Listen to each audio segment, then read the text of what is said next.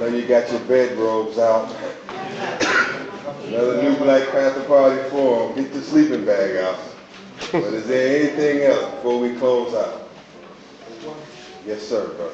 Yeah, I wanted to know, I want to get the feedback from the esteemed panel here regarding Imam Jamil's situation and the other, some of the other individuals that you mentioned, like John Walker, who's Calvin Sadiq. What is the response now as far as the Muslim community is concerned, and how can we assemble our united efforts to do something about this situation? I would say this about you much more qualified to answer the question of John Walker. On Imam Jamil Al-Amin, briefly,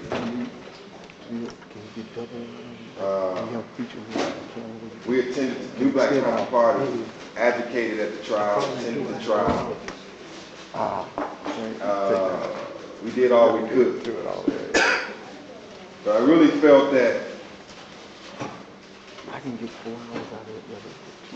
not so much the other Muslim leaders here. I'm talking about people that jury. And I looked in the eyes of that jury in Atlanta.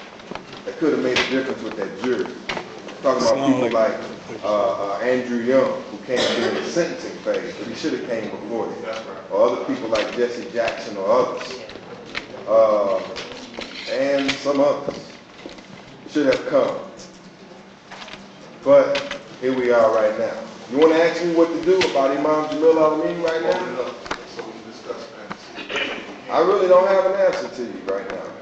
I can't sit up here and make up something and try to float something out here. I really, right now, I have to say with the appeals, I have to leave it in the hands of the attorneys. With the appeals, the political part of that has been exhausted. And that's one thing where we have to cue our antennas up in the future. In the future, we have to really understand where we are in these phases, criminal prosecution phases. While the trial is going on, during the jury selection, these are key times. Once that verdict is in, I don't know how they came with that verdict. I don't know how they did that. It hurt me to my heart. But the judge was completely biased, and a lot of evidence didn't get in. I saw the judge over and over again rule that these objections, or rule that the evidence that the defense wanted in, that would have been key points for the jury, she kept it all out. So I don't have a political answer. I know that there is a legal answer, and I am in touch with his attorneys, and I'm praying that something will prevail on the legal appeal. And it must serve as a lesson to our community that when our people and our family is under trial,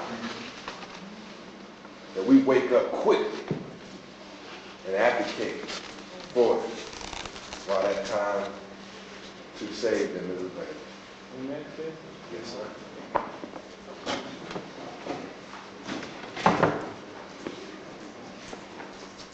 Assalamu alaikum. Just a couple of words. One about Imam Jamil Al-Amin. I think we have to make this an issue for the Muslim world.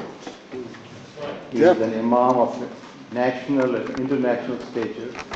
We don't have to keep it like an issue of Atlanta or even of the African American community. That's right. So I think it is our task, those of us who have some link with Islamic communities overseas, whether it is Iran or Pakistan or any other country, the voices should rise from around the world asking for his freedom. That's right.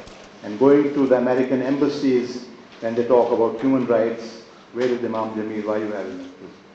So unless it becomes an international issue, this is a political issue. They've been trying to get him for many years, now they got him. The only way to release him is not through any legal process. I doubt if that appeal has any chance, although I'm very sorry to say that, but I've seen this before with Sheikh Umar Abdul Rahman. These appeals, they won't even tell you how they went through them. It has to be made a political issue, and it has to be kept alive. That's the way to go. Another one about this American Taliban, so-called, Brother Suleiman Walker.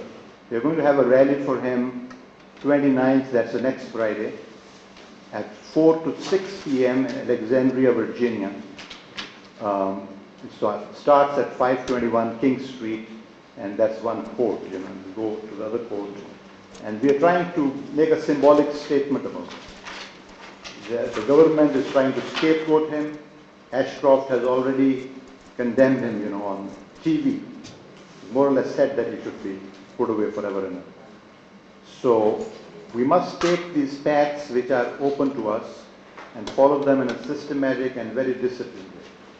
Thank you, brother.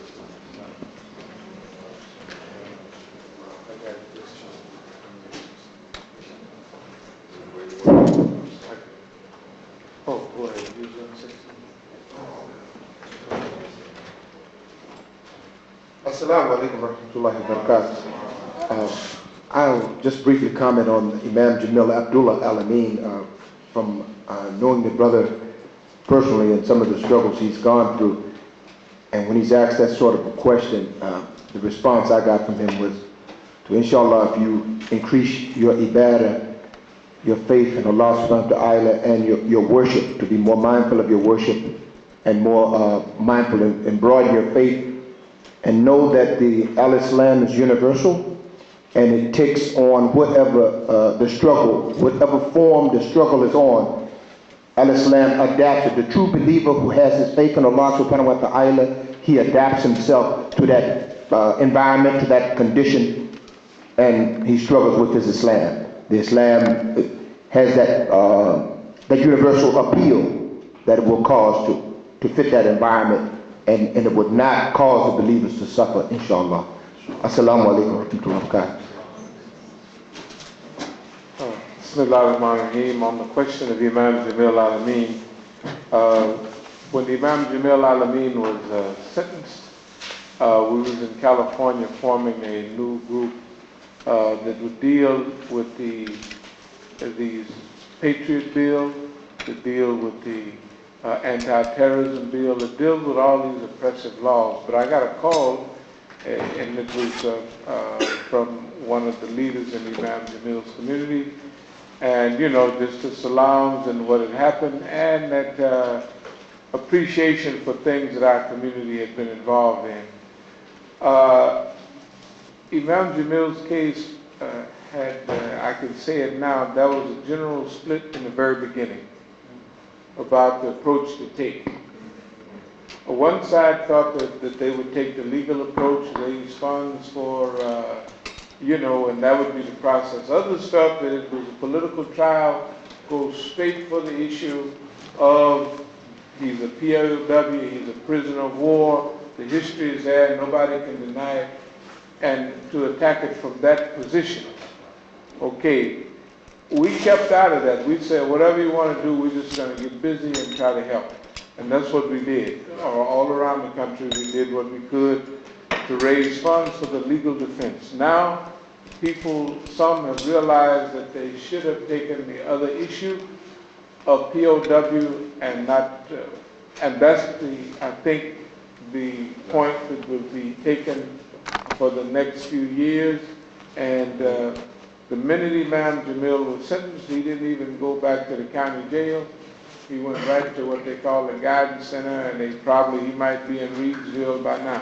In other words, he never even went back. When you get a case, sentence, you will go back to the county jail for a few weeks, maybe even a month. But he didn't even go back. He went right out of the courthouse and went straight to the penitentiary. Okay, so we see how they're dealing with it. But we suggest is that we get behind a new push, which would be mostly political. Mostly political. That he's a POW, he's a prisoner of war, and not trust in the judicial system to solve a political problem.